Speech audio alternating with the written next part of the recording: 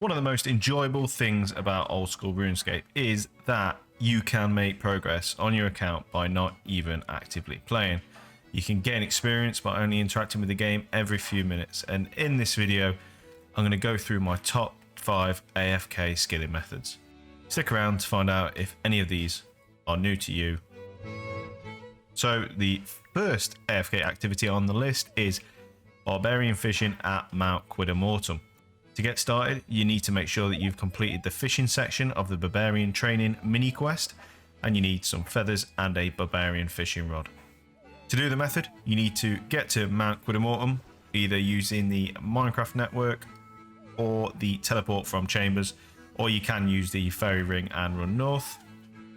Once you're here, the fishing spots are located just a short run from the bank, and if you use bank fillers, you can simply withdraw the rod and the feathers, clear the bank space, put the fillers in, and you can use the bank all button to easily bank your fish.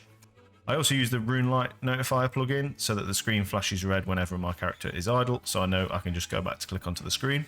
You're not going to make millions doing this activity, but you can get around 30 to 40k fishing experience an hour, which to me isn't bad at all for fishing. And AFK wise, you only need to pay a little bit of attention, not a massive amount of attention, which is ideal.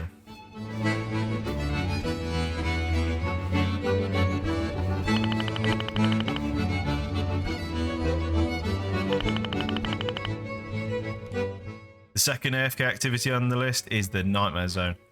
This activity allows you to go fully AFK for around 20 minutes at a time. Now, to get started on this Nightmare Zone strategy, you're going to need to have unlocked all of, or at least some of, the following bosses up on the screen now. What I will do is I'll put a setup and the inventory recommendations up on the screen as well. One of the important items that you need is a Dwarven Rock Cake or a Locator Orb. You can get both of these from either Recipe for Disaster or Dragon Slayer 2 respectively. I'll put a link in the description on the guides how to complete these quests. So before we work on getting there, I'm just going to give you a quick run over the strategy. What you have to do is you have to use a potions called absorptions. What these do is allow you to absorb hits rather than it coming out of your HP. Now we can trick the game by using the Dwarven Rock Cake or the Locator Orb. Take our HP down to 1 HP. This means the only hits that we can take are 1. So the game works it out in its head and it thinks, right, this person's only got 1 HP, we can only take 1 HP off them. So the absorption potions allow you to AFK for a long time without dying, basically. So to get to the Nightmare Zone, we're going to simply use the free group teleport option to get to the Nightmare Zone. And when you're here, you're going to need to add some coins to Dominic's coffers. Each game is going to cost you 22k without a quest cape or 12k with a quest cape. And an important part to note is if you haven't got many points from the Nightmare Zone, you may need to build up some points first by not playing this AFK method. I've linked a video in the description below on getting your first Nightmare points. If you do have some points to spare to get started on this one, you're going to have to buy some absorption potions from the rewards chest and then withdraw them from the barrel into your inventory. To start, you're going to want to deposit some money into the coffers, speak with Dominic, ask him to make you a normal customizable rumble, and click the pouch in the middle of the stones. This is going to bring up the boss screen, and you can select the bosses from earlier on, which are up on the screen again now. Once you're ready, press accept, and you're going to be put into an arena. Run to the middle, ensure that your auto retaliate is on, drink any stat boosting potions, drink your absorptions until you've got 1,000 points, and just wait. So now you're going to be in combat for the next 20 minutes without interacting with the game. This will net you around 70 to 90k an hour experience, and it's one of the easiest ways to max your account, because all it takes is time. The next one on the list does have a high skill requirement, as you're going to need to have completed Dragon Slayer 2. You need to have done Dragon Slayer 2 because you need to get into the Myths Guild, and if you have already got your mythical cape, just use that to transport you straight outside the guild. Once you're inside, head up 1 flight of stairs and you're going to find a cooking range 1 tile away from a bank, which is obviously perfect as you can just insta bank and insta retrieve your items. XP rates are pretty much defined by what you cook. I'll put a link to the wiki in the description to give you the XP rates for the type of food that you want to cook.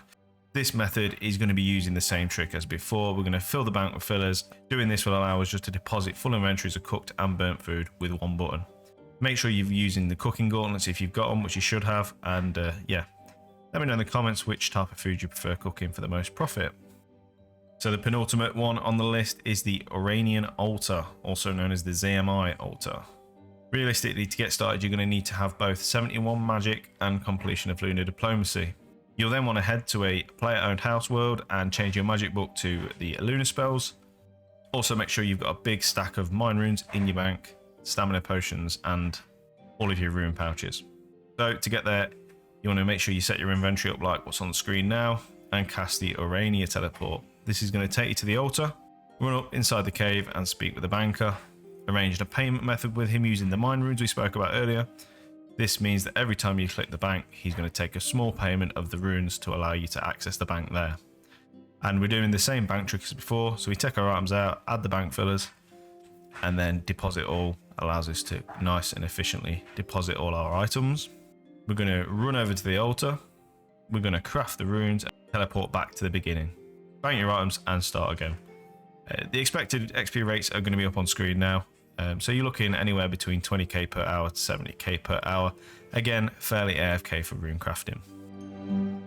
And finally, my last favourite AFK skilling method is Motherlode mining. Quick explanation how it works is that in the Motherlode mine, there's two levels. There's a ground floor and a first floor. Each level contains ore veins which give you pay dirt. You put this pay dirt in the sack on the ground floor, which gets carried to the hopper at the end. You can put 3 inventories of pay dirt in before you need to take it out. As a reward from the hopper, you will receive ores and gold nuggets. Gold nuggets are used to purchase certain benefits from the prospector's shop. One of these is access to the second floor for 100 gold nuggets. The benefit of this is there are more ore veins and no rockfall to get through. You can also purchase the prospector's outfit, which costs 180 nuggets, and it increases your mining XP by 2.5% with a full set.